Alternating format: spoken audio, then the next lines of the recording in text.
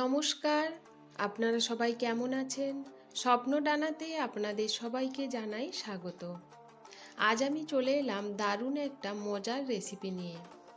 রেসিপিটা বাচ্চা থেকে বয়স্ক সবারই বেশ প্রিয় হবে, বিশেষ করে বাচ্চারা তো বেশ আনন্দের সাথে খেয়ে নেবে।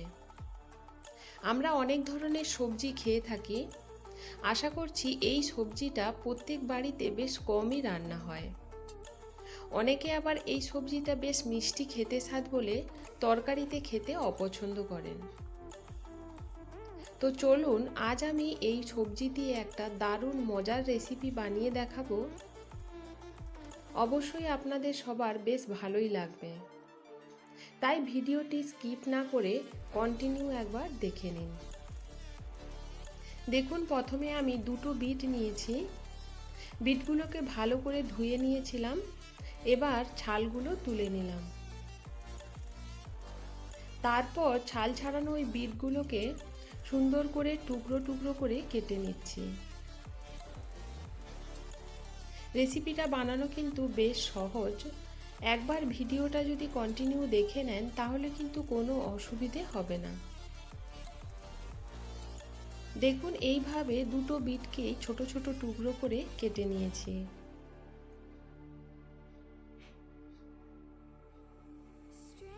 এবার একটা কড়াই নিয়েছি। কুচিয়ে রাখা ওই বিটগুলোকে কড়াইতে অ্যাড করে দিলাম। এবার দিয়ে দিচ্ছি অল্প পরিমাণে গরম জল। আপনারা চাইলে ঠান্ডা জলও ব্যবহার করতে পারেন। আর জলটা খুব সামান্য পরিমাণেই দিতে হবে, যাতে করে সেদ্ধ করার পর এর থেকে আর জল এক্সট্রা বেরিয়ে না যায়। তারপর ঢাকনা দিয়ে এটাকে সেদ্ধ করে নিয়েছি। দেখুন, জলটা কিন্তু এক্সট্রা আর নেই, বিটের মধ্যে সোপ করে নিয়েছে। এবার ওগুলোকে একটা পাত্রে তুলে নিয়ে ঠান্ডা হতে রেখে দিচ্ছি। ঠান্ডা হয়ে যাওয়ার পর একটা মিক্সিং বলে অল্প অল্প করে দিয়ে সুন্দর একটা পেস্ট বানিয়ে নেব। আপনারা চাইলে বড় কৌটোতে একসাথে সমস্তগুলো দিয়েও পেস্ট বানিয়ে নিতে পারেন। দেখুন, এইভাবে সুন্দর একটা ফাইন পেস্ট বানিয়ে নিয়েছি। হাত দিয়ে দেখিয়ে দিচ্ছি, এটাতে কিন্তু কোনো গোটা অংশ থাকবে না। এবার নিয়েছি একটা বোল, যেটাতে অ্যাড করে দিচ্ছি প্রায় 200 গ্রামের মতো আটা। আপনারা চাইলে আটার বদলে ময়দাও ব্যবহার করতে পারেন। অ্যাড করে দিলাম হাফ টিস্পুন লবণ, 2 টিস্পুন চিনি আর 2 টিস্পুন মতো সাদা তেল। এবার ওই পেস্ট করে রাখা বিটগুলোকে অ্যাড করে দিচ্ছি।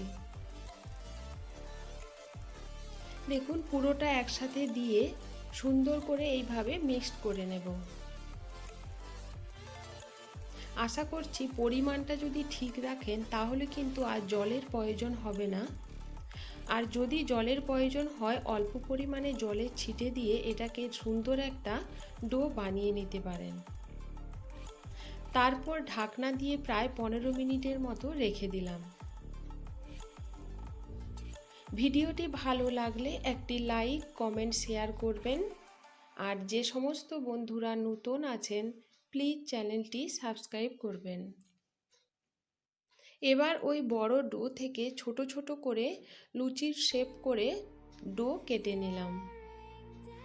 তারপর একটা বেলনি চাকি দিয়ে অল্প অল্প সাদা তেল দিয়ে এইভাবে সুন্দর করে একটা লুচির শেপ বেলে নিলাম। আর এদিকে কড়াইতে সাদা তেল ঢেলে দিয়েছি, তেলটাও বেশ গরম হয়ে গেছে। এবার একটা একটা করে লুচি ছেড়ে দিলাম। আর এই সময় গ্যাসের ফ্লেমটা কিন্তু হাইতেই রাখতে হবে। আর এইভাবে দেখুন, লুচিটা দেওয়ার পর ওপর থেকে অল্প অল্প করে গরম তেল ছিটিয়ে দিলে কিন্তু লুচিগুলো সমস্ত এইভাবে বেশ গোল গোল হয়ে ফুলে উঠবে।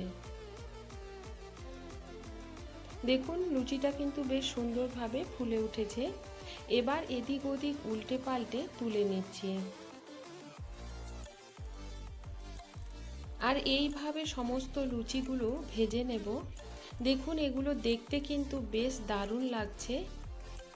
বিশেষ করে বাচ্চারা কিন্তু খেতে বেশ পছন্দ করবে। দেখতে বেশ লাল লাল হয়েছে।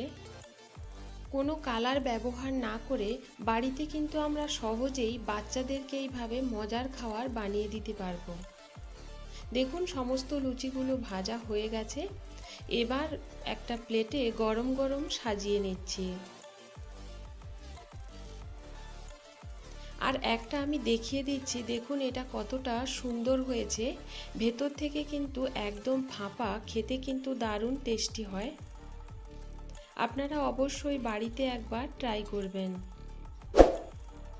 আর সাথে দিলাম পাতলা পাতলা আলুর দম, যেটা বাচ্চাদের খেতে কিন্তু বেশ ভালো লাগবে আর স্বাস্থ্যের পক্ষেও বেশ উপকার। দেখুন বিটের লুচি আর তরকারি কিন্তু একদম রেডি। সবাই ভালো থাকবেন, সুস্থ থাকবেন। দেখা হচ্ছে পরের নতুন কোনো রেসিপির সাথে।